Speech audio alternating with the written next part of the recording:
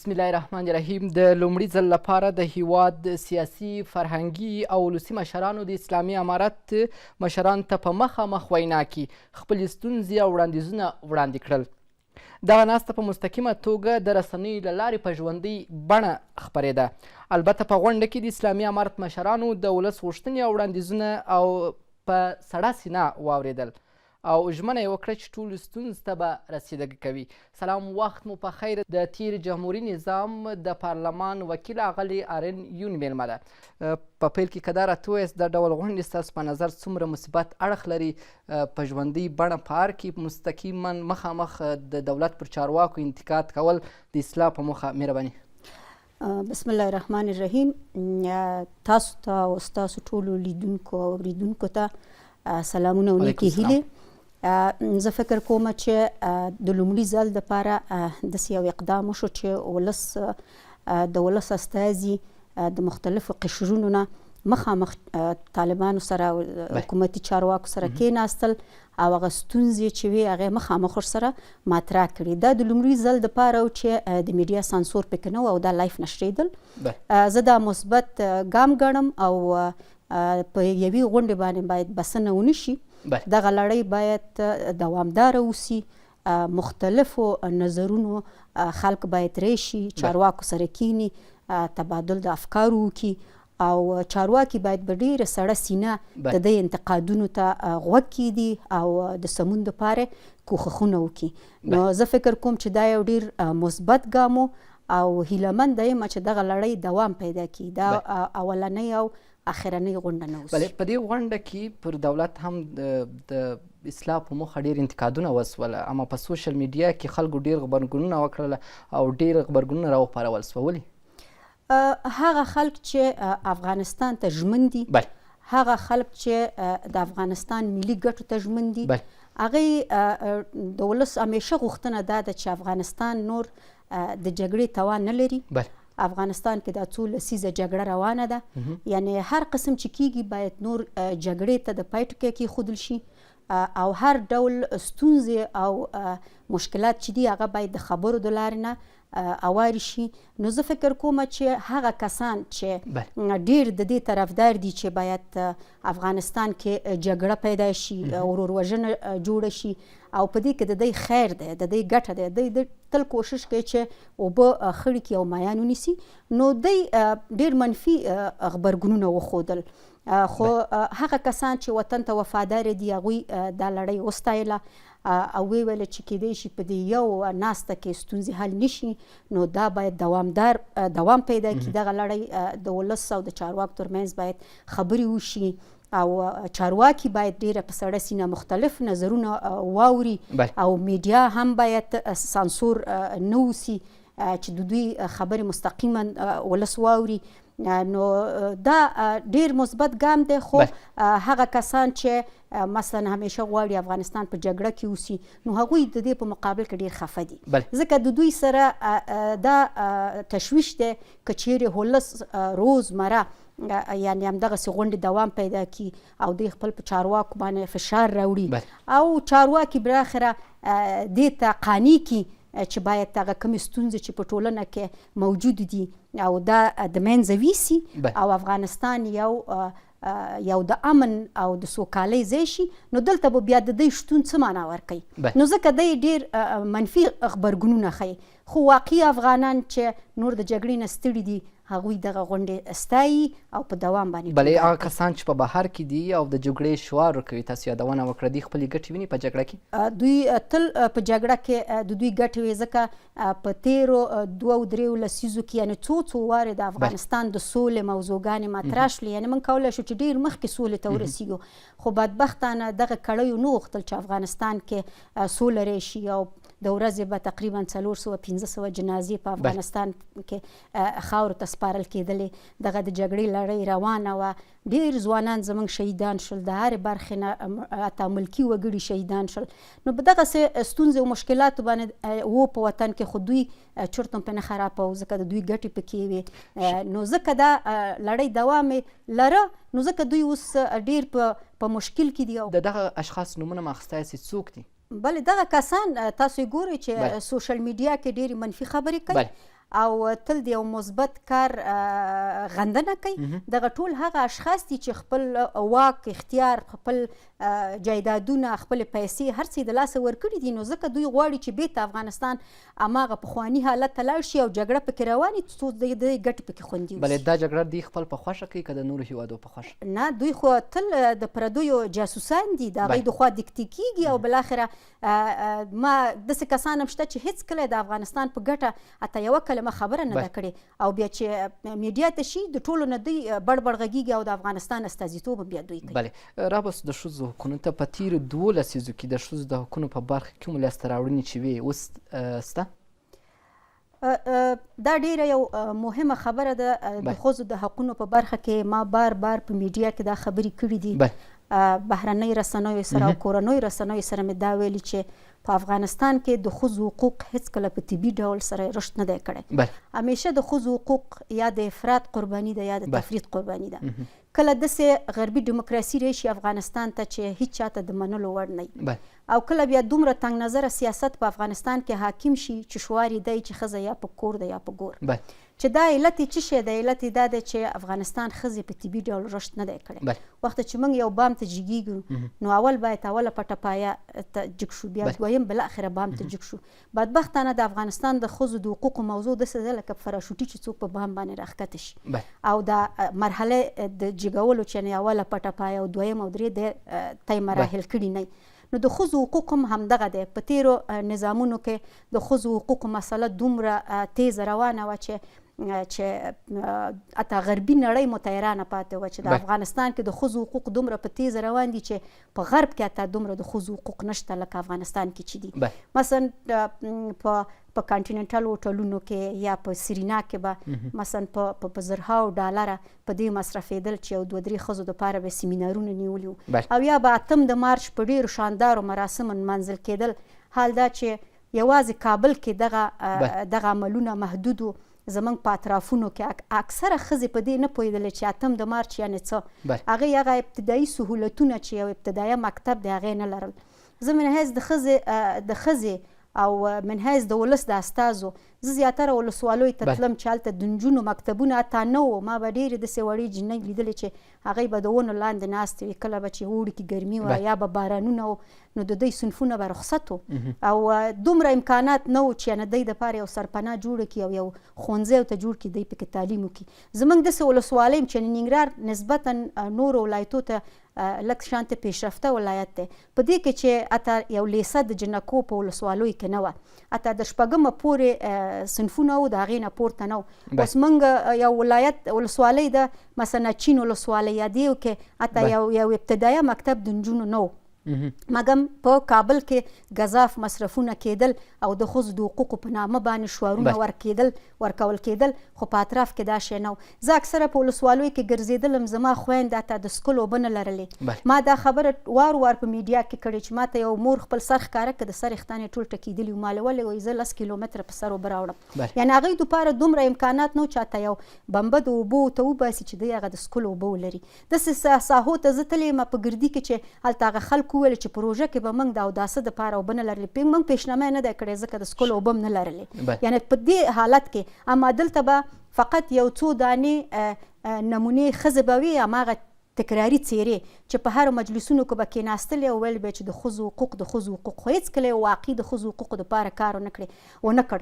مثلا د بهر نه به په میلیونونو ډالره د ښځو د حقوقو په نامه افغانستان ته راغلل، خو بدبختانه د ښځو دپاره هېڅ کار پکې ونه شو. فقط همدغه کابل کې په ورکشاپونو او په همدغه نمایشي کارونو باندې یعنې ستاسو په خبره خپلو منځو کې دغه څو ښځې خپلو منځو کې به مصرفېدلې. نو په تېر وخت کې به دوی انجوګانې وې که هغه ټولنې وي چې د ښځو دپاره فعالیت کوو، د دوی دغه تمرکز صرف په کابل کې و. حال دا چې کابل افغانستان نه دی، افغانستان نور ډېر ولایتونه لري، ډېرې پرتې سیمې لري، نو دوی باید خپل فعالیتونه هلته موړي وی، خو صرف دوی په مرکز کې فعالیتونه کول او د فنډ اخیستلو په خاطر او د ښځو د شعار نه دی د ښځو د حقوقو نه یو شعار جوړ کړی او صرف د دې په خاطر یې فعالیتونه صرف په کابل کې متمرکز و، چې موږ د دې عمل په مقابل کې همیشه ودرېدلي او ویلي دي چې باید هغه ښځو ته چې په لرې پرتو سیمو کې دي او هیڅ ډول امکانات نه لري. مثال په ډول اوس بامیانو کې زموږ خویندو په مغارو کې ژوند کوو، آیا هغه وخت کې چا د دې پوښتنه وکړه چې دا خویندې څنګه په مغارو کې ژوند کوي؟ د دوی حقونه د دوی حق چیرته دی؟ چا ته کور نه لري، یو کلینیکو ته نه، د نورستان نه به یو خور زموږ مریضه وه، دا به په خره باندې اچولې وه تر څو به ننګرهار ساحوي روغتون ته راوستله، په لاره کې به تلف شوله. چا د دې پوښتنه ونه کړه چې آیا نورستان ښځې حق نه لري چې یو کلینیک هلته ولري؟ مثلا په زابل او هلمند دا خو قندار دا خو موږ هېڅ یادولی نه شو چې هلته خو تا 12 لسیزې جګړه روانه وه او په سلهاو ښځې مثلا بمبارد پې کېده، د دوی به اولادونه شهیدان شول، د دوی به مړونه شهیدان شول، دوی به پکې مړې شولې. خو یوه ورځ دغه د ښځو د حقوقو مدافعین چې وي دوی دا موضوع یاده نه کړه چې آیا دوی ښځې نه دي؟ نو دغه نمایشي کارونه و. نو زه فکر کوم چې هغه وخت کې د ښځو د حقوقو دپاره چې څومره ولس غوښتنه وه او څومره پیسې چې راغلې د ښځو د حقوقو دپاره هېڅ کار نه شو، صرف شعار او د بهرنیانو د خوشحاله کولو د خاطره او خپل انجو ته د فنډ ښه یو شمېر بهرمېشتي تش په نوم د افغان میرمنو چې ځانونه د ویاړلو افغان میرمنو استازي ګڼي، آیا دوی په رښتیا هم د افغان میرمنو استازي دي؟ هلته مبارزه رنګ راوړي چې د بهر څوک مبارزه کوي؟ وبخئ مخکې دې نه چې ستاسو پوښتنې ته راشم، ستاسو تېره پوښتنه کې وویل چې اوس وخت کې د ښځو حقوق یعنې څه ډول دي؟ اوس وخت کې بیا بل مشکل دی. ما تاسو ته مخکې وویل چې د افغان ښځې همیشه د افراط او تفریط قرباني وي. اوس وخت کې بیا ښځې نه د دې حق لري چې تعلیم وکړي، نه د دې حق لري چې تحصیل وکړي، نه د دې حق لري چې کار وکړي. حال دا چې اسلام ښځې ونر ته دا حق ورکړی چې باید علم زده کړي. بدبختانه اوس موږ د هغه افراط او تفریط قرباني دویمه پړاو کې یو چې د افغانستان ښځو هر څه د لاسه ورکړي. موږ وایو چې موږ افغان ښځو دپاره حقوق غواړو، خو د اسلامي اصول او افغاني کلچر په چوکاټ کې. دا موضوع ما اوس نه ده مطرح کړې. تاسو کولی شئ چې زما مخکینی مرکې هم وګورئ چې هغه وخت کې ما ویلې چې موږ ځان غربي نړۍ سره نشو مقایسه کولی. زه د ښځو حقوق غواړم، د ښځو تعلیم غواړم، د ښځو فعالیت غواړم، اجتماعي سیاسي اقتصادي په هره برخه کې د ښځو فعالیت غواړم، خو د اسلامي اصولو او افغاني کلچر په چوکاټ کې. نو اوس وخت کې د ښځو تعلیم بندول دا یعنې د نړۍ په هیڅ ګوټ کې دا کار نشته. حتی په اسلامي هیوادو کې تاسو وګورئ نجونې مکتب ته ځي، دا زموږ نږدې همسایه ګاونډي هیوادونه تاسو وګورئ چې ټول اسلامي هیوادونه دي، هلته نجونې تحصیل کوي، تعلیم کوي، په هر ډول فعالیت کې ګډون کوي. بلې نو اسلامي امارت بیا ولې دې ټکي ته جدي پاملرنه نه کوي؟ 2 کاله پوره شوه چې زموږ افغان خویندې مکتب ته نشي تللی. خو همدغه د اسلامي امارت د ضعف ټکی دی چې د دوی ټول هغه ښېګڼې د سوال لاندې راوستي دي او همیشه د دښمن تبر ته لاس ته ورکړی دی. او دا هیڅ افغان چې ځان ته افغان وي او په دې وطن سره خواخوږي لري هغه دا موضوع نشي منلی چې زما یو لور، زما یو خور دی په کور کینی او د تعلیم نه د محرومه شي. بدبختانه هلته بیا په ښځو باندې ډېر بندیزونه هم دي. مثلا وایي تاسو ډاکټر نارینه ډاکټر ته مه ځئ، تاسو دا مه کوئ. وخت چې خیر زما خور مریضه شي، آیا زه د بل هیواد نه څوک راځي زما خور ته؟ خو نه راځي که نه، خو ته باید خپله لور وروزې، ته باید خپله خور وروزې. که چیرې نارینه ډاکټر ته بیول کېږي بیا شرم یې ګڼو، بیا شرم یې ګڼو. نو آیا هغه انسانه نه ده؟ هغه باید د بیمارۍ په بستر کې مړه شي، ډاکټر ته لاړه نه شي.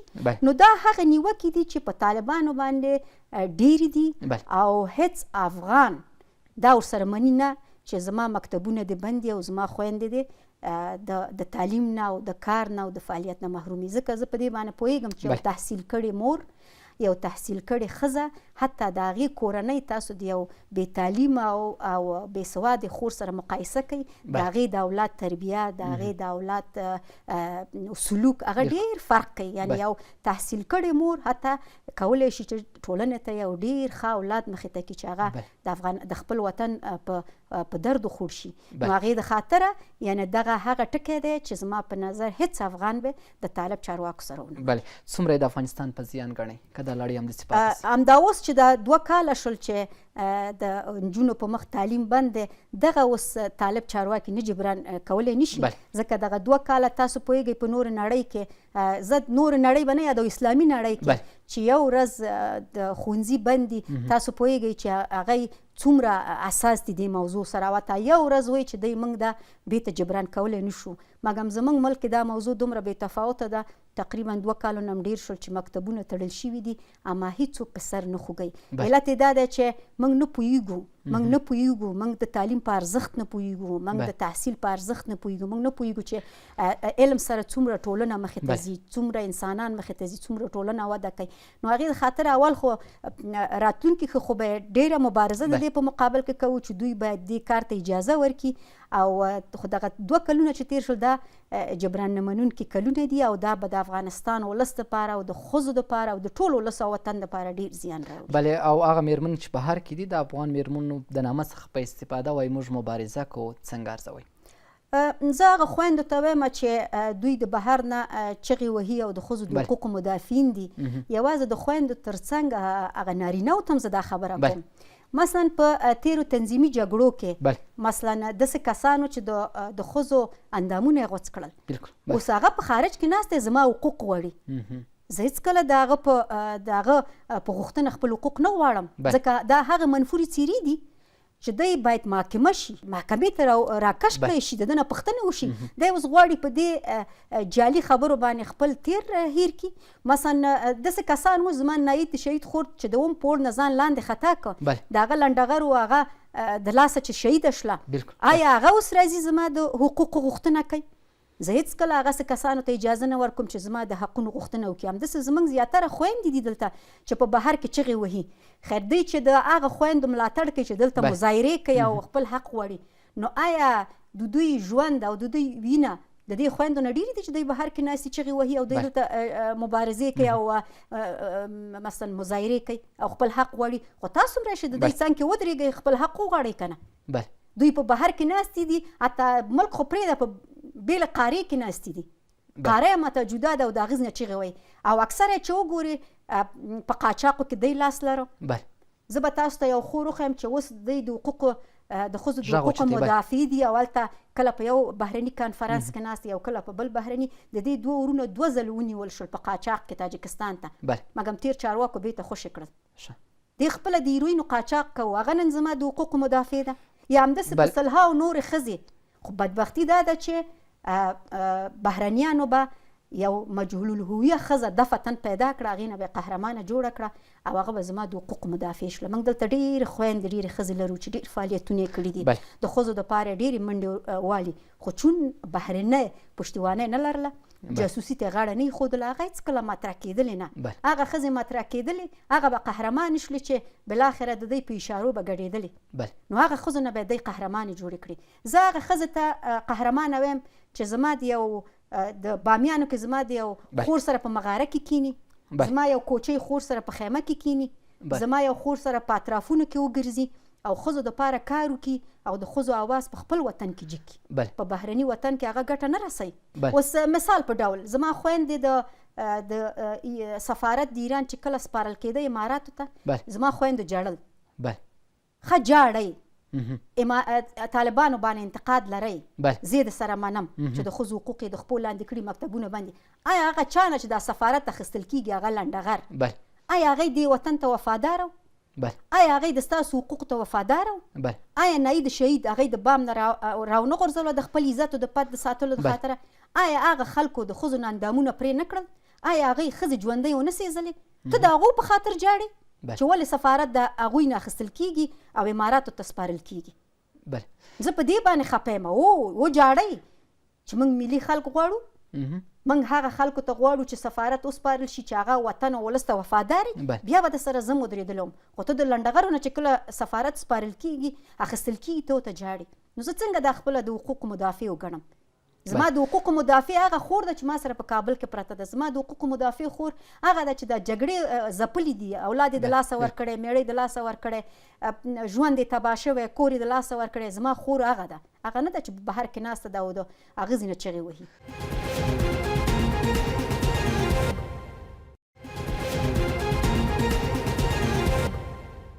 وکیله صاحب تاسو یو شي ته مخکې اشاره وکړله، تاسو ویل هغه خلک چې د افغان میرمنو د بدن اندامونه یې پرې کړي دي او اوس د بشر د حقونو دعوه کوي د بهر څخه. نړیوال په افغانستان کې په اوس وخت کې وایي چې د افغانانو بشر حقونه نقض شوي دي. هغه کسان چې دوی د بشر حقونه نقض کړي اوس د دوی په غېږ کې دي، نړیوالې محکمې مالته لیولي دي، نه غواړي چې دوی محکمه شي دغه اشخاص. خو موږ نیوکه په همدې لرو چې تر پرونه پورې ته د ښځو د حقوقو نقض کوونکی وې او نن ته زما د ښځو د حقوقو مدافع شولې. علت یې څه شی دی؟ نو تا تیر په هیر کم زه نه څه چې تا کړي هغه به محکمه کیږي. هر څوک چې افغانستان سره چې هر څوک یې هر قوم نه چې افغانستان سره خیانت کوي، افغان ولس سره خیانت کوي، هغه باید محکمه شي. که هغه طالب دی، که هغه تنظیمي کسانو، که هغه کمونستانو، که هغه ټامیانو، هر چا چې دې وطن سره خیانت کړی باید محکمه شي او د ولس په عام محضر کې محکمه شي او د ده نه پوښتنه وشي چې په راتلونکي کې څوک د دې جرأت ونه کړي چې دې وطن سره خیانت. ډېره مننه. پر تاسو داسې انتقادونه هم کېږي چې هر نظام راځي تاسو ورباندې انتقاد کوئ. په دې اړه مدرس دی، تاسو څه وایاست؟ یوازې د انتقاد په برخه کې په موږ باندې نیوکې نه کېږي، بلکې په موږ باندې مختلفې ټاپې هم لګول شوي دي. هر چا د خپل زړه نه یو ټاپه لګولې، چا موږ ته کمونستان ویلې، چا موږ ته اخوانیان ویلې، چا موږ ته طالبان ویلې، چا موږ ته افغان ملتیان ویلې او مختلفې ټاپې په موږ لګېدلې چې دغه یو علت هم دا ده چې موږ مستقل خلک یو. موږ حکومتونو ته کار نه کوو، موږ خپل ولس ته کار کوو. چې شی چې د وطن او د ولس په ګټه هغې ته مثبت وایو، چې منفي او د نظامونو د خوا ترسره کېږي اما هم استاد په انتقاد کړی، هغې د خاطره موږ ته د انتقاد کوي چې په هر نظام باندې تاسو انتقاد کوئ. یعنې بې ځایه انتقاد نه کوو، مثبت کارو ته مثبت وایو، منفي ته منفي وایو. چې شی چې د ولس د وطن د ملي ګټو په خلاف وي هغې په مقابل کې ودرېږو، انتقاد کوو، او چې شی چې په ګټه یې هغې ته مثبت کار وایو. د مثال په ډول هغه وخت کې به موږ همیشه د لنډغرو په مقابل کې ودرېدلو، لنډغرو په مقابل کې ډېره مبارزه کړې، ځکه هغې د افغانستان سره، د افغانستان د ملي هویت سره، د افغانستان د ملي ارزښتونو سره دوی په تضاد کې وو. ډېرې ستړې کوونکې مبارزې د هغې په مقابل کې کړي، د هر یو په مقابل کې هم کړي. همداسې کله چې مجاهدین راغلل افغانستان ته، یوه ډله پکې سپین شول، یو ډله پکې تور پاتې شول، د تروریستانو په نوم. هغه وخت کې موږ مبارزه وکړه، موږ ویل که جهاد یې کړی خو ټولو به کړی، او که جهاد یې نه کړی نو څنګه یوه سپینه کوتره شوه بل تور قارغه شو. د دې په مقابل کې موږ مبارزه کړې. همداسې چې د طالبانو د جمهوریت په وخت کې، وخت چې علیپور راجګ شو، هلیکوپټر یې ویشتله، پولیس پکې شهیدان شول، دغه پکې اردو پکې شهیدان شول، ملکي وګړي پکې شهیدان شول، مګر هغه ته چا تروریستو نه ویلې، نو نه چا پوښتنه وکړه چې دغه هلیکوپټره چې راوغورځېدله دا خو د افغانستان ملي شتمني وه که نه. مګر بیرته سرور دانش پې ودرېد، ده ته عبارات ورکړه او ده تضمین یې وکړه. هغه وخت کې ما غږ پورته کړ چې انس بیا ولې بندي کېږي. هغه وخت کې خو انس دغه محصل په سیاست او نظامي برخه کې هېڅ ګډون هم نه لري، هغه بیا ولې بندي کېږي. یا زموږ د خوږیاڼیو نه یو ماشوم راوستی، هغه 14 کلن و، هغه په بګرام کې بندي و، د هغه په مقابل کې ما غږ پورته کړ. مګر اوس د طالب په مقابل کې زه دا غږ پورته کوم. نو موږ هر وخت هغه کسان چې په محکومیت کې واقع شوي دفاع مو نه کړې، اوس وخت کې هم موږ د هغه مدني فعالانو چې ټوپک د لارې نه بلکې مدني ډول مبارزه کوي، نو د هغې طرفدار هم یو چې امارت اسلامي باید هغې ته هم درناوی وکړي. مثال په ډول مطیع الله ویسا چې دوی زندان ته وړی دی او بندي کړی دی، نو هغه خو نه د ټوپک سړی نه و او نه نظامي سړی چې تاسو هغه بندي کوئ، هغه مدني فعالیتونه کوي، هغه ته هم باید درناوی وشي او زر تر زره د زندان نه هغه خوشي شي. همداسې یوازې ویسا صاحب نه بلکې نور هغه ځوانان چې په مدني فعالیتونو باندې دوی بندیانېږي، موږ د دوی په مقابل کې د طالبانو په مقابل کې ودرېږو د دې کار د خاطره، او باید زر تر زره دغه کسان خوشي شي او پرېږدي چې د هرې مفکورې خلک په دې ټولنه کې فعالیت وکړي، او مدني فعالیتونه، البته نظامي فعالیتونه نه چې اجتماعي دغه امنیت ته کم ګواښ وسي، نو دوی فعالیتونه کوي. نو هر دوره کې، هر وخت کې، هر رژیم کې چې څوک په محکومیت کې واقع شوي، که زه یم که استاد یې، موږ د هغې کلک ملاتړ کړی او ورسره ولاړ یو. چې طالبه ته څنګه د نجونکو مکتب بند دی؟ ته ولې د ښځو په مخ دې هر څه بند کړي دي؟ دا غږ هم درته پورته کوم، د دې حق غوښتنه هم کومه. همداسې که بل راشي، که بل راشي، مثبت کارونو ته به مثبت وایو، منفي ته به منفي وایو. مثلا اوس امنیت ښه دی، زه ننګرهاره پورې ځم، کونړه پورې ځم، لغمان ته ځم، هر چېرته چې ځو امنیت 100% کې تامین دی. مګر دې کې نقص در کې دی، دا نقص د اصلاح کا. موږ نه غواړو چې بیا افغانستان کې جګړه راشي، موږ نه غواړو چې بیا لنډغرو ټامیانو ته یو بانه پیدا شي. ته باید دا بانه ختمه کړې، ولس په غېږ کې ونیسي، د هغې ستونزو ته غوږ کېږدي، تر څو دښمن ته بانه جوړه نه کړي چې په تا باندې انتقادونه وکړي. موږ دا هم وایو، یعنې د تیر په څېر اوس هم د خپلو افغان خویندو د حق غوښتنه کوئ. افغان خویندو، افغان ولس تر څنګ ولاړ یو، همدغه هم خاوره ده. که هر مشکل په موږ راځي، په ما راځي، استاد راځي، یعنې موږ ته څو واره پیشنهاد د هر ملک شوی، مګر موږ نه ځو، خپل وطن کې یو. خپل وطن کې یم همدلته به یم که سخته راځي که تنګه راځي که مشکلات راځي ستاسو د خبرو سره سم وکیله صاحب پر تاسو انتقاد دا هم کېږي د خپلو شتمنیو د ساتلو لپاره د اسلامي امارت ملاتړ کوي یا طرفداري کوي په افغانستان کې مثلا څه شي مثلا ژوندون تلویزیون چې په افغانستان کې فعالیت کوي ژوندون تلویزیون کوم تجارتي تلویزیون نه او نه موږ د بزنس لپاره دا جوړ کړی و استاد دا تلویزیون د ولس د شعوري کولو د خاطره جوړ کړی او تر ډیره حده پورې موږ خپل دې هدف کې کامیاب شلو ولس هم وروزه ولس هم شعوري که د بزنس لپاره هم نه دی جوړ کړی او دا تلویزیون چې د کومې ورځ نه موږ د دې فریکونسي دپاره عریضه کړې وه د هغې ورځ نه د دې تلویزیون په مقابل کې دسیسې شروع شلې یعنې زه خپله شاهد یم چې د فریکونسي په ورکولو کې مشکلاتو کله چې دا ځمکه موږ د اجارې دپاره اخیستله ځکه موږ غاصب نه یو چې غصب کړې ځمکه ولرو په تلویزیون جوړ کړو موږ عادي ژوند لره خو تلویزیون د جوړولو دپاره کله چې موږ وکتل چې د تیر حکومت زیاترو خلکو ته ځمکې ورکولې دولتي ځمکې ورکولې په اجاره د هغې په مقابل کې دوی خدمات ورکول نو یوازې دلته نه اوس خاتم النبیین مدرسه ده یعنې هغې وړیا ورکړې حتی اجاره هم نه ده کرام نه ده وړیا یې ورکړې ده هغې کې مدرسه جوړه شوې همداسې شهرکونه ډېرو زورواکو چارواکو شهرکونه جوړ کړل ځینې غصب کړل ځینې شهرکونه پکې جوړ کړل موږ هم دا چې ده دا کلنۍ اجاره ده په اجاره کې داسې ویل شوي په قرارداد کې چې پس د اجارې د ختمېدو نه دغه څه تاسیسات چې موږ جوړ کړي دا ټول دولت پورې مربوطېږي یعنې دا اولنی ځای دی چې په دومره مصرف پې کېږي او بیا دا ټول دولت پورې ارتباط پیدا کوي خو مګم بدبختانه څو وارې په دې تلویزیون باندې حملې وشلې د لنډغرو د خوا پې حملې وشلې د نورو دسیسهګرو د خوا پې حملې وشلې حتی تر دې حده پورې چې تاسو خپله فکر وکړئ ډېر ماشومانه حرکت چاته هغه تجارتي اعلانونه هم ژوندون ته نه ورکول د دې د خاطره چې ژوندون په خپو ونه درېږي خو ما ته یو جالب سوال دا پیدا شوی چې څنګه د لنډغرو د ټامیانو د طالبانو مفکوره د ژوندون تلویزیون په هکله یوه ده خو زه به تاسو ته یو جریان ووایم هغه لنډغر چې په وزارت مخابراتو کې پخوا دندې لرلې زه خو هغه وخت کې د ولس استازی عمر وخت بتلم هغه لنډغرانو اوس قیافه بدله کړه ږیره یې پرېښې ده خولۍ په سر کې نو هغه د دغه مخابراتو وزارت د چارواکو په پوټي کې ننوتل او دوی دکتې کړل چې دا تلویزیون خو باید دا ځمکه واخیستل شي نو د هغې خو اصلا په زړه کې عقده ده او سیاسي غرض یې دی خو کم کسان چې په چارواکي چې په مخابراتو وزارت کې دي د دوی په پوستي کې ننوتي دي او دوی دکتې کوي او دې کې هم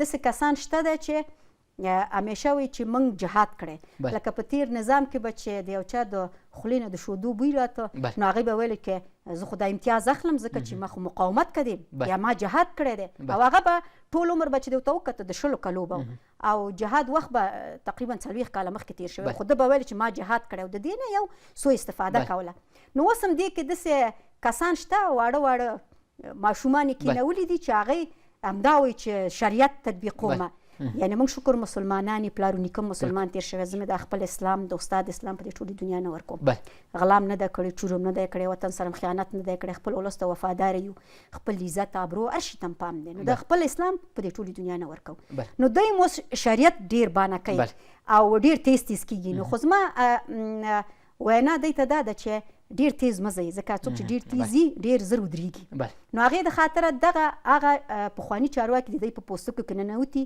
هغه یې ونه سوء استفاده کوي هغه خپل په زړه کې عقدې او غرض لري خو دوی په سیاست او په دې مسایلو نه پوهېږي نو شخصي مشکلات یې ایجاد کړي دي خو د قانون په لحاظ یعنې دوی هیڅ شی هم نشي کولی هلته قرارداد دی اداري امور رد کړی ورته او ډېرې غندلی هم دی د دوی دا کار خو دوی شخصي عقدې مخې ته وړي او موږ بیا هم که چیرې دوی شخصي عقدې مخې ته وړي او بیا هم په زور باندې غواړي دا کار وکړي نو مبارزه یوازې د تلویزیون په ساحه کې محدوده نه ده موږ افغانستان کې یو زه یم استاد دی په افغانستان کې د هر ظلم په مقابل کې به غږ پورته کوو د هر مثبت کار بدرګه به کوو او د هر منفي کار په مقابل کې به ودرېږو د ژوندون شعار دی ژوندون د مظلوم اکثریت غږ ولې ځینې خلک غواړي چې ژوندون تلویزیون بند شي ستونزه چېرته ده ستونزه دا ده چې بیا هم تاسو ته زه ووایم چې ژوندون تلویزیون تجارتي تلویزیون نه دی دا د ملي ګټو د افغانستان د تمامیت د افغانستان د حیثیت د ابرو د ساتلو تلویزیون دا شعوري جوړ شوی دی او حتی موږ ته چې راپور راغلی دغه تیرو پاتیشونو چې اوس د طالبانو د ځینو چارواکو کې مخابرات وزارت کې په پوستکي کې ننوتي دوی ته یې ویلي دي چې موږ خو شکر مسلمانان یو دا د یو ملي او نشنلیستي فکر خاوندانو تلویزیون دی دا باید بند شي.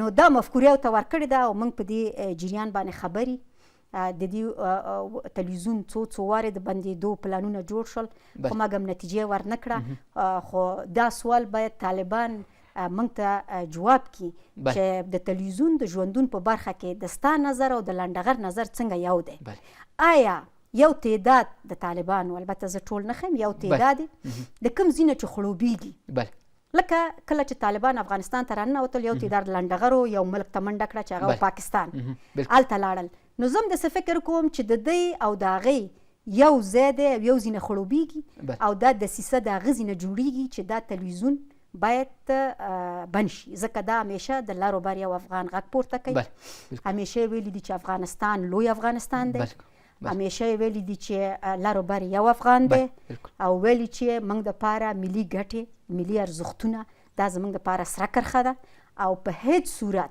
د دې دا تلویزیون د دې نه په شا کېږي نه او بل غټ مشکل دا دی چې ژوندون تلویزیون خارجي پشتیوانه نه لري خارجي پشتیوانه نه لري او د ملي او هغه شخصیتونو چې د وطن ته وفادار دي د هغو په چندو باندې همیشه جوړ شوی او چلیږي نو ځکه اساسیتونه ډېر لري که چیرې تلویزیون یو خارجي پشتیوانه لرلی بیا دی پورته ورته نشو کتلی لکه دلته ډېر تلویزیونونه دي هم خارجي هم داخلي چې بهرنۍ پشتیوانې لري او هغه مسایل مطرح کوي چې هغه د افغانستان په ضد دي افغانستان د ولس په ضد دي خو موږ هم څوک ته پورته نشي کتلی کرزي صاحب او ډاکټر صاحب غني وخت کې کوښښونه کېده چې ژوندون تلویزیون بند سي نتیجه یې ورنه کړه ستاسو په خبره ټولو دوستانو ته هم د جوته ده دغسې اشخاص چې اوس د اسلامي امارت په سب کې ننوتي دي څومره زیان دوی ته رسوي د اسلامي امارت سب بدنامولی سي د نظام ته څومره زیان رسوی سي زه بیا هم تاسو ته دا خبره کوم چې هغه ماشومان چې د اسلامي امارت په حکومت کې ننوتي دي او نه یوازې د دوی د ښېګڼې لپاره کار نه کوي بلکې د دوی بدنامولو لپاره کار کوي او د دوی رویه زموږ د ځینو ولسونو سره یا خلکو سره داسې ده چې دوی فکر کوي چې دا ټوله دنیا دوی فتح کړې ده او د افغانستان د دوی په اوږو ولاړ دی زه به دوی ته ووایم چې دغسې کړۍ او اشخاص زر تر زره د خپل لیکونه وباسئ هغه کسانو چې د غني په د ډاکټر صاحب اشرف غني په حکومت کې پاچا سلامت ویلې هغه حکومت یې ړنګ کړ هغه کسانو چې د ډاکټر د کرزي صاحب په حکومت کې پاچا سلامت او بیرون ولس په څه حالت او دوی ته ویل چې خیر خیریت دی هغوی د کرزي حکومت ړنګوه او ریښې ورته وچولې او د طالبانو په حکومت کې هم داسې کسان شته دی چې هغوی غواړي چې نه یوازې دی د طالبانو د حکومت طرفدار نه دي بلکې غواړي چې د دې ریښې د منځه ویسي نو ولس سره برخورد خراب دی او داسې فکر کوي چې خیر دا د اسلامي نړۍ علمبرداره زه یم حال دا چې افغانستان د کلونو چې پیدا شوی اسلامي ملک دی او هر څوک خپل په اسلام باندې افتخار کوي او سر پرې ورکوي لکه ورکړی چې دی نو د اسلامي اماراتو نه مې غوښتنه دا ده چې دغسې اشخاص چې 20 کاله عمر دی او وایي چې ما جهاد کړی یعنې په یو کلنۍ کې چې نوی دی پیدا شوی د طالبانو سره جهاد شروع کړی دغسې کړۍ د خپلې حلقې نه وباسي او که نه دا به بیا ورته ډېر خراب تمام شي ډېره مننه تاسو ویل چې ملي مسایل زموږ لپاره سره کرښه ده د ملي بیرغ تور سور زرغون ملي سرود په اړه ستاسو دریځ څه دی موږ همیشه چې مبارزه کړې د ملي ارزښتونو لپاره هم کړې همیشه که استاد مبارزه کړې او که موږ مبارزه کړې او د ډېرو ستونزو او مشکلاتو سره چې مخامخ شوي دي ملي مسایلو په خاطر او په تشو امکاناتو چې موږ نه زر لرل نه زور موږ هم دا مسایل مخې ته وړي دي یعنې یو کس چې نه پشتیوانه ولري نه زر ولري نه زور ولري او داسې مسایلو په مقابل کې کلک ودرېږي او ته سره کرښه یې دا ډېر سخته ده مګر موږ ځان خپل الله ته سپارلی او په دې باندې متیقنه یم چې الله خپل غیرتي دي او خپل غیرتي بندګانو طرفدار همیشه دی نو همیشه هم دا مسایل یاد کړي استاد هم چې هغه ورځ غونډه لرله د چارواکو سره د ملي بیرغ مسله یاده کړه او ویې ویله چې دا ملي دی هم اسلامي دی وخت چې د ولسونو په منځ کې دا بیرغ زړه لري ولې چارواکي باید ولس د ځان نه خفه کړي ملي بیرغ باید د ملي بیرغ په صفت ومنو او که اسلامي بیرغ وي او وایي چې دا زموږ بیرغ دی هغه هم د دې تر څنګ وي هېڅ مشکل نشته خو د ملي بیرغ ساتل او یا هغې ته یعنې دا د هر افغان غوښتنه ده او هغې ته که څوک په سپکه ګوري معنا دا چې زموږ دښمنان زموږ ګاونډیان هغه مغرض استخباراتي کړۍ چې افغانستان نه غواړي د هغې خوشحاله کول دي.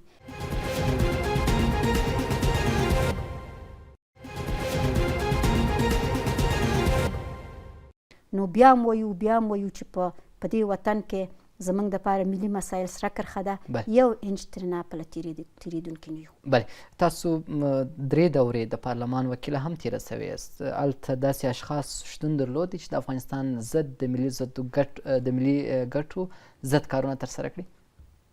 داسې خو یعنې که زه ووایم چې زښت ډېر یعنې یو ډېره غټه برخه د پارلمان چې وه هغه کسانو چې دوی په زور راغلي وو پارلمان ته مثلا زورواکي وو د ټوپک په زور راغلي یا د زر په زور راغلي وو نو دوی په پارلمان کې وو همیشه به د ملي ګټو په مقابل کې ودرېدل یعنې زه نه وایم چې خلک مختلفې نظریې لري اوس که تاسو نورې نړۍ ته لاړ شئ یعنې مختلف حزبونه دي مختلف نظریات دي خو کله چې د یو وطن ملي ګټې مطرح کیږي دوی ټول خپل مخالفتونه یو خواته ږدي د خپل وطن د ملي ګټو په خاطر ټول سره یو کیږي چې دا په اکثرو هیوادو کې دا شته خو بدبختانه زموږ په وطن کې دا سیستم نه و یو څوک به راجګ شو مثلا ویل به زه افغانستان نوم بدلوم حال دا چې زما ټول تاریخ د افغانستان په نوم دی او دا یو غټ ویاړ دی ماته مثلا یو څوک به راجګ شو ویل زه افغان نه یم او زما ټول تاریخ د افغان په نوم دی حال دا چې افغان یوازې پښتون ته اطلاق کیږي نه دا ټول قومونه ورونه چې زموږ دي دا ټول د افغان د حلقې لاندې راځي بیرون چې زه کیسه چې وایي زه افغان یم خو دلته بیا وایي زه افغان نه یم نو دغسې ډېرې څېرې دا ټول د څه شي تاثیر و دا د دې بې وخته دیموکراسۍ تاثیر و چې هر څوک جګ شو او ویل چې ازادي د بیان ده او دیموکراسي ده یعنې دغه محدود کسان چې دا د بهرنیو د خوا سپورټ کېدل او غوښتل چې هغه څوک چې زما د تاریخ سره او زما د ملي ارزښتونو سره حساسیت لري د دوی د خوا سپورټ کېدل او غوښتل چې دغه کسان وهڅوي زما تاریخ محوه کړي زما افتخارات محوه کړي دوی د دې پلانو اوس یو شی چې زه پې ډېره خوشحاله یم او دا باید په زغرده ووایم چې دغه کړۍ ختمې شولې اوس څوک د دې جرأت نشي کولی چې ووایي چې زه افغان نه یم اوس څوک د دې جرأت نشي کولی چې وایي زه د افغانستان نوم بدلوم اوس څوک د دې جرأت نشي کولی چې لنډغري زموږ کړي اوس څوک د دې جرأت نشي کولی چې بیرغ زما وسیزي نو دغه یوه ښېګڼه ده د اوسني نظام چې مفسدین زورواکي هغه چې افغانستان ته وفادار نه و دی ټول سره راټول کړل او یو واحد افغانستان یې جوړ کړ د تجزیې مخه یې ونیوله خو نیمګړتیاوې پکې دي نیمګړتیاوې باید اصلاح اوس لا هم وختي دي څه باید وکړي اسلامي امارت ستاسو توصیه سره د یوه تعلیم یافته افغاني مېرمنې زه بیا هم اسلامي امارت ته وایم یعنې موږ هېڅ کله د شروع نه چې سیاست ته راغلي تر نن ورځې پورې نه استاد نه زه موږ د دې طرفدار نه یو چې افغانستان کې جګړه وشي هر شی باید د خبرو د لار نه حل شي او په دې باندې همیشه ټینګار کړی چې نظامونه باید سقوط نشي اشخاص بدلیږي یو ځي بل راځي خو نظامونه باید سقوط نشي اوس په افغانستان کې یو څه کار شوی نو باید بیا جګړه ونشي هغه زما ولاړه خښته باید بیا ونه غورځېږي طالبانو افغانستان د تجزیې نه وژغوره زورواکي ختمه ده زورواکي ختمه کړه ډېر داسې مسایل مثبت کارونه وشول چې موږ یې طرفدار یو اما منفي کارونه هم پکې شته مثلا منفي کارونه ډېر چې ولسونه خفه دی او ډېر پې تاکید کوي حتی داسې کسان چې په افغانستان کې په لومړي سر کې د دوی د راتګ سره خوشحاله اوس افغانستان پرېږدي د څه شي په خاطر چې اولادونه بې تعلیمه پاتې دي دوی مجبوره دي خپل اولادونه بوځي هلته په تعلیم وبخښئ پر تاسو داسې انتقادونه هم کېږي چې تاسو په خپلو اولادونو باندې په بهر کې زده کړې کوئ هغه اشخاص ستاسو ځواب څه دی وخت چې د یو چا پلار په علمي رتبه پوهان دي تر ډاکټرۍ تر کچې پورې تحصیل کړی او مور یې ماسټر پلار یې تر 50-60 زیات کتابونه لیکلي او مور یې هم تقریبا 2-3 کتابه لیکلي نو زه څنګه وکړی شم چې زما اولاد بې سواده پاتې شي نو زما اولادونو تر 12 صنفه پورې دلته تعلیم کړی افغانستان کې او د فاکولټۍ هم کابل پوهنتون کې ولوستله. د ماسټرۍ دپاره موږ بهر ته واستول او هغه هم د طالبانو وخت نه و، د جمهوریت په وخت کې موږ دا واستول په سکالرشیپ کې چې ماسټري واخلي. نو وخت چې زما اولاد تعلیم ونه کړي او د یو لنډغر د یو غاصب د یو افغان ضد څیرې اولاد تعلیم وکړي، نو سبا چې انسان باندې هر رقم حالات راځي، زه استاد نه اوسو، نو زما زوی او لور خو باید تیار تربیه شوي اوسي، تعلیم یافته اوسي، د نړۍ په سطحه د دنیا په سطحه باید په کچه تعلیم کړی چې د دې افغان ضد د دې افغانستان ضد او د افغانستان د دښمنانو سره بیا ډغرې ووایي که نه. زه یوازې تعلیم خپل په اولادو باندې مې پیرزو نه ده، زما د هر افغان بچي چې زما خپل بچی دی، د هر افغان اولاد چې زما خپل اولاد دی، موږ د دې دپاره د تعلیم ناره همیشه پورته کړې، غږ هم کړی چې باید دی ټول تعلیم او تحصیل وکړي، ځکه یو بې تعلیم او بې تحصیله ټولنه داسې ده لکه هدیره، نو هغې کې هیڅ شی هم نه کېږي. نو همدې د خاطره طالبانو ته هم زموږ په طالبانو هم نیوکه همدا ده. نو بیا هم تکراروم چې استاد په هغه ورځې په لیدونو کې هم دا خبره بار بار تکرار کړه چې د ښوونځیو او د پوهنتونونو دروازې خلاصې کړئ د ولس پر مخ، ځکه که دا چیرې بند دي بلاخره همدغه نقطه به د ستاسو د دې باعث شي چې د ستاسو حکومت سقوط وکړي، ځکه هر شی به د سره ولس ومني، خو د تعلیم او د تحصیل دروازې بندول دا یعنی هیڅ افغان چې ځان ته افغان وي دا تاسو سره مني نه. نو دا مبارزه به کوو او مشورې کوو او هغه کسان چې په افغانستان کې دي او دې وطن ته وفادار دي همیشه میټینګونه طالبانو سره نیولي دي، مشرانو سره، او همدا سپارښتنه ورته کوو او ورته وایو چې تاسو باید مکتبونه او پوهنتونونه دروازې د ولس پر مخ خوشې کړئ چې دا ډیر زیان افغانستان ته رسوي او د ستاسو په تاوان. بله اوس لا هم وختي دی، تاسو یادونه وکړه چې اسلامي امارات هم وعده کړې ده تر امر ثاني پورې. دغه امر ثاني به څه وخت پوره کېږي؟ تاسو په فکر هیله لرئ تاسو خپله چې مکاتب شروع دي؟ نه، په هر موضوع کې به امر ثاني انسانان او افغانان به وزغمي، خو د تعلیم او تحصیل په برخه کې امر ثاني د افغانانو لپاره د منلو وړ نه دی. بیا امر ثاني په 2 کالو کې امر ثاني څنګه نه پوره کېږي؟ آیا دا 2 کاله به جبران کړی شو؟ نه، نو هغې د خاطره امر ثاني باید پرېږدي. که چیرې افغانستان کې اسلامي حکومت دي او ته هم غواړې چې د اسلامي اصولو په چوکاټ کې تعلیم او تحصیل زمینه ښځو دپاره برابر کړي، نو بیا مشکل څه شی دی؟ وخت چې د ستا اسلامي نظام شته، نو بیا مشکل په کوم ځای کې دی چې ستا په اسلامي نظام کې زما یو خور نشي راوتلی تعلیم او تحصیل نشي کولی. وخت چې ټول اسلامي شرایط دې برابر کړي، نو ولې زما خور ته اجازه نه ورکوي او زما لور ته چې راشي تحصیل او تعلیم وکړي؟ ته خپله وایې چې موږ ټول تعلیمي او اسلامي اصول دلته برابر کړي، چې برابر کړي دي خو بیا اجازه ورکړه که نه، دا خو بیا په تا باندې نیوکه کېږي چې خیر البته که مشکل شته د ستا په اسلامي اصولو کې یا به اسلامي نظام به دنه قایم کړی چې ته ښځو دپاره شرایط نشي برابرولی چې راشي تعلیم او تحصیل وکړي.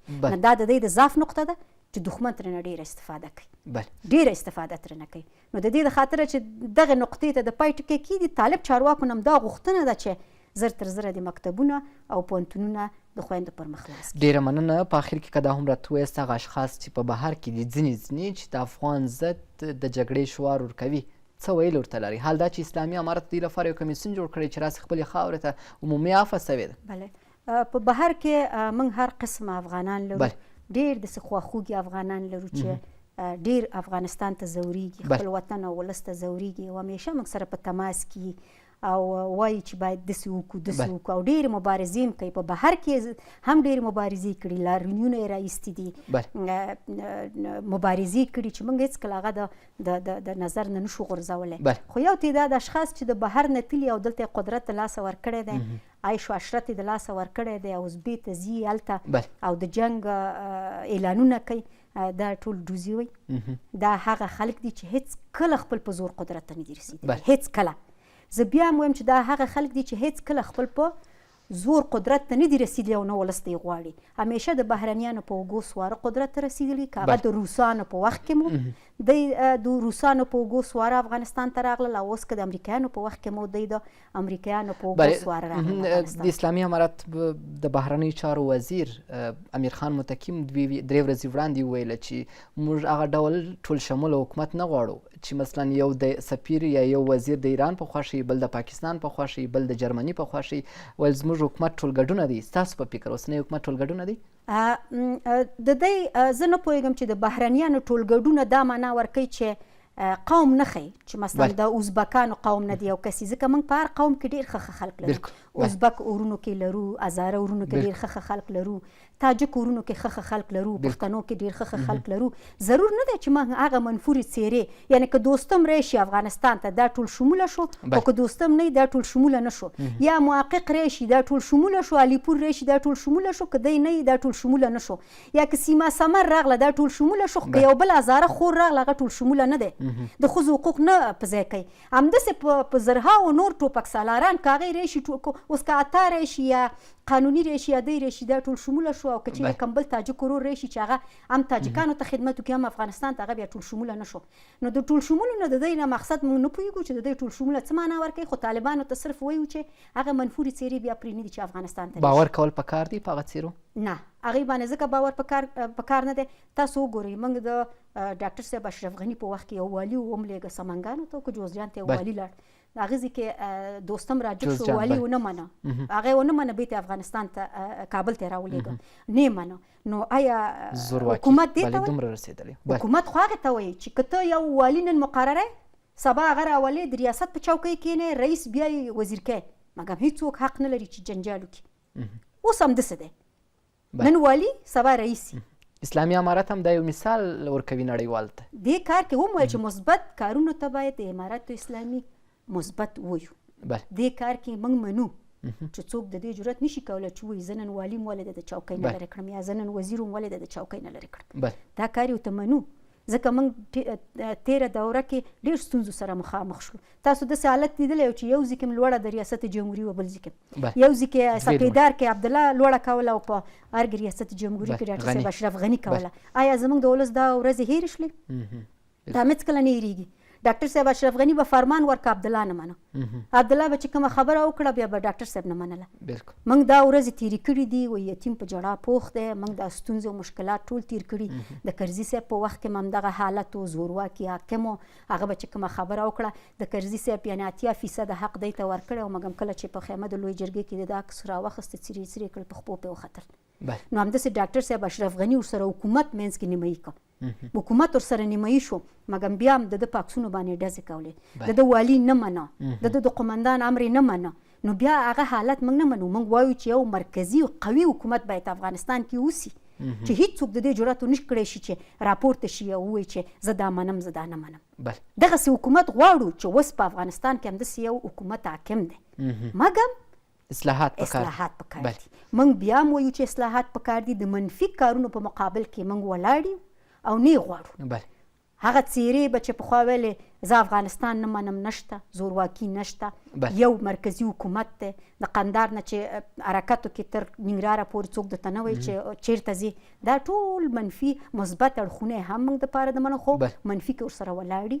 باید اصلاحات راولي د افغانستان دپاره، د افغانستان د ولس. ډېره مننه. په اخر کې که څه ویل لري په لنډو کې خلکو ته؟ په اخره کې هم هغه کسانو ته چې په بهر کې ناست دي او بې ځایه نیوکې کوي او هغه سر یې کې څه شی نشته دی، یعنې په اصطلاح تش دی او نیوکې ډېرې تندې تندې کوي. هغې نه غوښتنه دا ده چې که مبارزه کوئ، په مبارزه کې زندان شته، په مبارزه کې زخمی کېږي، به په مبارزه کې به وهل کېږي، په مبارزه کې به تحقیر کېږي، خو راځي به مبارزه به کوي که نه، خپل وطن ته به راځي او د دې نه به انقلاب شروع کوي. او که غواړي او که نه په بهر کې ناست او ډوز یې ولي او کله یو سفارت او بل سفارت ته ځي او غواړي چې په یو څو روپۍ پیدا کړي او بیا د بهرنیانو په اوږو سواره راشي افغانستان ته. اوس بهرنیان هم تاسو ته نور ارزښت نه درکوي ځکه سوې مهرې هستئ. نو هغې نه ښه دی چې راشي خپل وطن ته. نړیوال ته هم بې اعتباره شوي دي ځکه خپل حیثیت او ابروی د لاسه ورکړې نه. نو ښه به دی چې خپل وطن ته راشي او په ګډه باندې دا وطن نور آباد کړو تر څو زموږ ولس او وطن نور آباد شي او سیالي د نورو هېوادونو سره برابر شي. ډېره مننه. اغلې آریون په تیر جمهوري نظام کې د پارلمان وکیله چې تر دا وخت مو زموږ سره ګډون کړی و خپرونه کې. مننه ستاسو. درنو لیدونکو ستاسو د ملتیا او ګډون څخه درنو لیدونکو ستاسو د ملتیا او ګډون څخه هم نړۍ مننه کوم چې تر دا وخته مو زموږ ملتیا کوله. د اغلیون د خبرو مجموعه دا وه چې اسلامي امارت باید په خپل حکومت کې اصلاحات راولي. د اصلاحاتو معنا دا چې نجونو ته د زده کړو حق ورکړي او ښځې هغه ښځې چې مجبوره وي مثلا د کور سرپرست نه لري د کار اجازه ورکړي. دا وه د نننۍ خبره چې ځانګړې کړې مو وه د تیر جمهوري نظام د پارلمان وکیل اغلې آرین یون ته. ستاسو د ملتیا څخه یو ځل بیا وایم چې نړۍ مننه. ښه وخت. د الله په امان.